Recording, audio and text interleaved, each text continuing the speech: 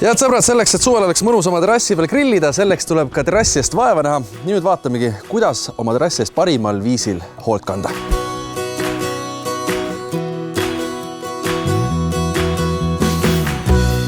Meelis, miks peab üldse terrassi hooldama ja mida selleks kõigeks vaja on? No puit on selline materjal, mis ikkagi aja jooksul kulub ja laguneb ja hooldus siis annabki selle esiteks, et ta oleks visuaalselt ilus ja teiseks, et ta visuaalselt oleks kaua ilus ja et see puit ka ilusti vastu peaks. Saan aru, tegelikult siin on selline nagu näide ka näha, et millal on siis nagu selline aastaid olnud vist laudis ja siis, kui ta on pärast pestud.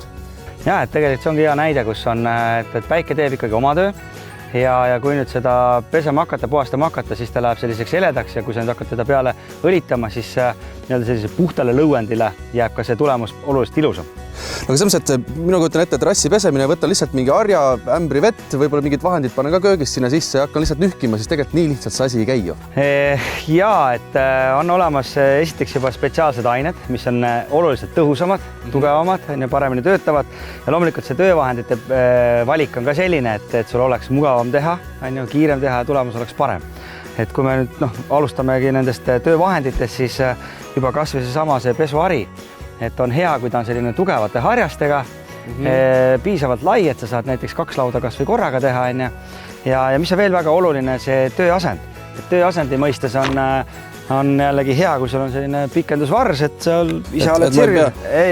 Niimoodi ei tehta selles võttes, nii kaugele ei purjeta. No võib, aga see on suhteliselt ebamugav. Et juba see asi. Ja edasi siis õlitamise juures on juba teised töövahendid. Nii, aga pesemise, et ma saan aru, siin taga juba nokitsetakse, et kõigepealt on mõistlik siis maja külg nagu kinni katta kilega. Ja, et nagu ma ütlesin ka, et need on nii-öelda tõhusad pesuvahendid, aga ega pesuvahendid ei tea ju, mida nüüd puhastama täpselt. Et sellest ongi, et mitte pestavad ja puhastatavad pinnad kattad kinni, et nad viga ei teeks ja siis pesed ära, töötad ära ja loputad veega. Aga millest nüüd siis alustada? Me oleme töövahendid kokku kogunud, mis vaja on, ja siis kiletanud oleme ka. Nüüd on siis pesuvahend.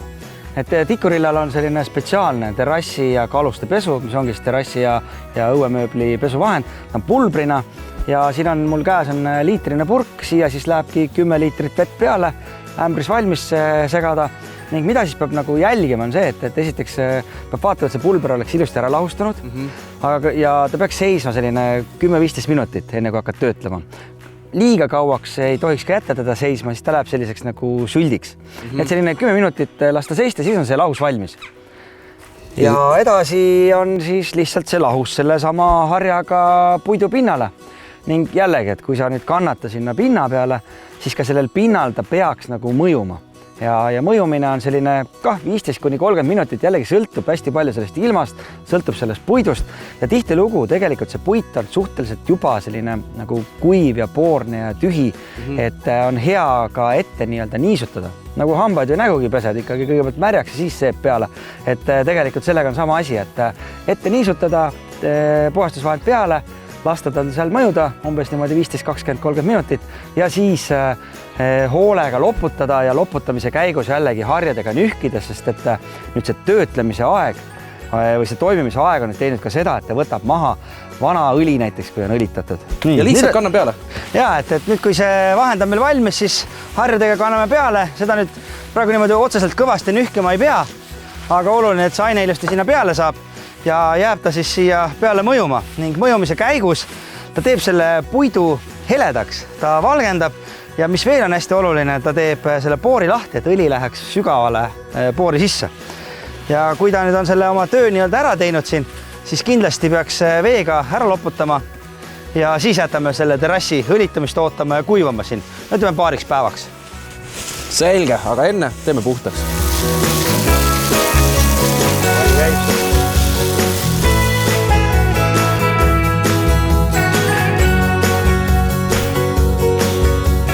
Oleme tagasi samal terrassil, kus mõned päevad tagasi, ma saan aru, et olete head tööd teinud, puhtaks pestud, kaua läks? No läks aega selline mõni tund. Mõni tund, siis loputasite ära ja siis päike kuivatas. Ja nüüd ta on kuivanud, jah. Ja mis nüüd siis? Mis on järgmine samm? Ja nüüd on niimoodi, et on näha, et on natukene läinud selliseks nagu karvaseks. Nüüd oleks vaja see suurem selline karm nii-öelda maha lihvida. Selle jaoks on nüüd spetsiaalne see sama 2-1 töövahend. Ma võin lihvima hakata, jah? Sina võid hakata juba lihvima. Nii, ja nüüd me siis kasutame seda terrassi töövahendid 2 ühes, kus siis esimeseks etapiks on see lihvimistald, siia käib krõpsuga ilusti selline lihvpaber või lihvvõrk läheb külge ja käib siis ta pikendusvarre otsa. Aga kui kõvasti ma niimoodi seda nühkima pean?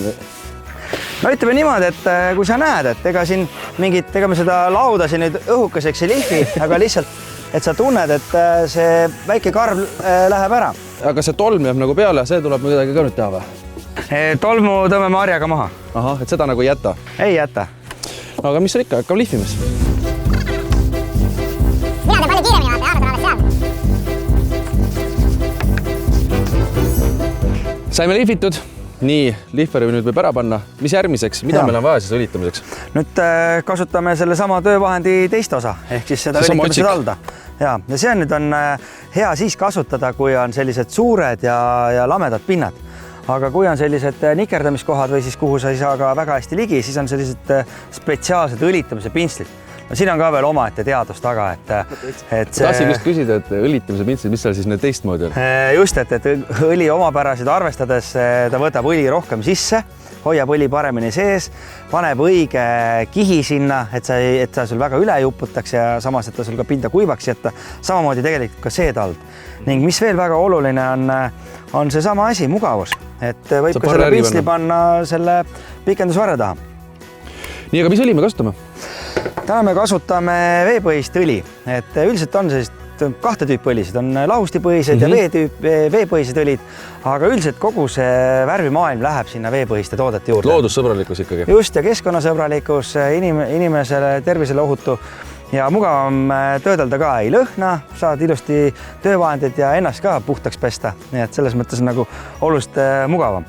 Ja teisalt on siis võib öelda, et on nii-öelda toonitud õlid, valmistoonid sellisele nii-öelda mugavale inimesele ja kes tahab siin on nagu näha ka siis selles need erinevad toonid praegu. Ja, et üldiselt need tooninäidised on alati ka poodides olemas, et sa näed siis, et milline see tulemus seal lõpuks on. No ma saan aru, selline toon, aga kui ma ei taha tooni, ma tahaks, et puiteks naturaalne, ma ei taha üldse mingit tooni vist. Kui nüüd üldse tooni ei taha, siis tegelikult ilma pigmendita päris õli ei soovita peale panna, sellepärast et päike läheb sellest õlist otse läbi ja teeb sellele puidule liiga.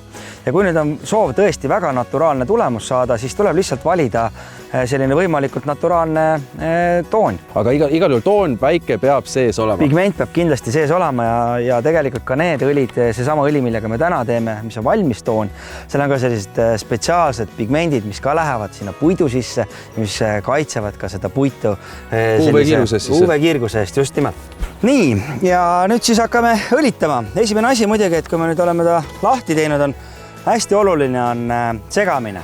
Nii. Eriti, kui veel on valmis toon ka. Sa ei tea kunagi, kaua ta seal poeletil on seisnud ja võib juhtuda, et see pigment vajub sinna põhja. Ja tegelikult ütleme nii, et lihtsalt niimoodi raputamisest ei viisa. Ikka korralikult läbi segada. Korralikult ja sa kohe tunned, et kui seal pulga otsa jääb pigmenti, siis peab ikka niimoodi korralikult teha. Ja see on, et kui ikka suur terrassis vahepeal ikkagi segada. Ja teine asi ka, et kui ikkagi hakkab aega minema, et siis see pigment sinna põhja ei sadestuks, siis aeg-ajalt ikkagi läbi segada. Ja siin on valitud siis selline toon, ma saan aru? Jah, et me võtsime klassikaline pruun. Eesti pruun selline. Ja õlitamine on tehniliselt suhteliselt lihtne. Õli peale, lastakse seal imbuda, ütleme selline 10-15 kuni 20 minutit, sõltub natukene ilmast ka enne. Ja tegelikult selle töövahendiga on nüüd see, et ta paneb tegelikult õige kihipaksus juba. Aga kui sa näed ikkagi, et sul jääb kuskile loik, et õli enam sisse ei imbu, siis peab kindlasti jällegi kaltsuga maha tõmbama. Sellepärast, et muidu juhtub see asi, et see, mis jääb loiku, ta jääb selline nätske ja ta jääb määrima ja lõpuks ta tuleb isegi tükkidena sealt täiesti nagu lahti. Aga te krunti ei pannud midagi, mehed, lihtsalt hakkasite kohe õlitama?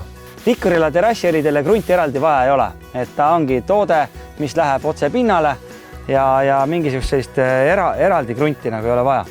Imbub ilusti sinna sügavale puidu sisse ja kui nüüd töövõtetest rääkida, siis jällegi, kui on suur pind, siis on mugav teha ikkagi kahekesi. Üks läheb ees, tõmbab selle suure pinna nii-öelda õli alla ja teine siis tuleb ja pintsliga näiteks järgi ja korrigeerib ja ma saan ka tõmmata selle üleliigse õli näiteks selle kaltsuga ära ja siit pintsliga on ka hea teha neid vahesid. ja nende õliste lappidega on see asi, et ei maksaks panna neid niimoodi känkrasse kokku, sellepärast et nad võivad ise süttida. Et on variant siis kas tõmmata ta ilusti laiali ja ära lasta kuivada või siis panna vee sisse ämbrisse. Aga mitu kihti panna tuleb? Õlitatakse üldiselt ühes kihis. Sest et tehnoloogia, nagu ma enne ütlesin ka, et on see, et oluline, et puidupoor oleks nagu täis. Ja sellepärast tulebki panna seda õli nii palju, et ta imbub sinna poori sisse ja kui rohkem enam ei lähe, sa näedki, et enam ta sisse ei lähe, siis ega siis rohkem sinna ei mahu. Ja kindlasti peab olema toonitud õli, sest et kui me siia õlile tooni ei paneme lihtsalt läbipaistva õliga, siis päike läheb sealt läbi ja see puit läheb lihtsalt koledaks ja halliks. Täitsa ilus vaadata ju, on ju. Kui teiegi plaanite oma terrassi hooldada, siis kindlasti heitke pilke Tikkurila koolituskeskuse veebilehele, kuhu on ilmumas veebikoolitus just nendest samadest nippidest ja õpetustest. Ja kindlasti helistage julgelt tasuta värviliinile 12 011, kui teil on küsimusi.